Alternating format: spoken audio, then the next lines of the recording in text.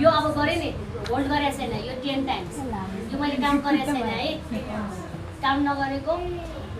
नगरेको 10 times count गरेको 5 times है यो बच्चाले आफै गर्नु थालेपछि नि बच्चा धेरै तपाईँले आफ्नो बच्चा तर यसैमा के म्याम यसै त्यो पनि हो यो पपकर्न अब डेड बग कक्रोच मरेको जस्तो क्या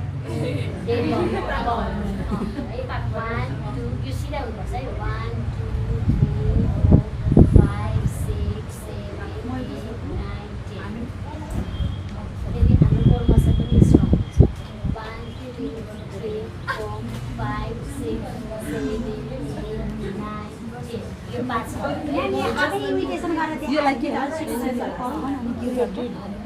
अब तपाईँले भनेको एक लास्ट कक्रोच के कक्रोच के भन्नु पुरा ल्याउने यो पुरा यस्तो हुनुपर्छ यो पुरा पुरा फेरि अनि कोही बच्चाहरूलाई चाहिँ नि यहाँनिर यो एब्डोमिनल मसल ग्राम हुन्छ म पनि मेरो पनि त्यही प्रब्लम छ त्यस्तो भयो भने बच्चाको अनुहार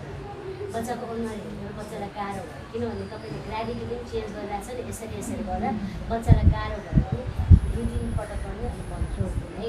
कोर्सले पनि कुनै पनि एक्टिभिटिज गराउनु चाहिँ भएन हैन बच्चाको अनुहार हेर्नु पर्यो मान्दैन भने पुरा त फोर्स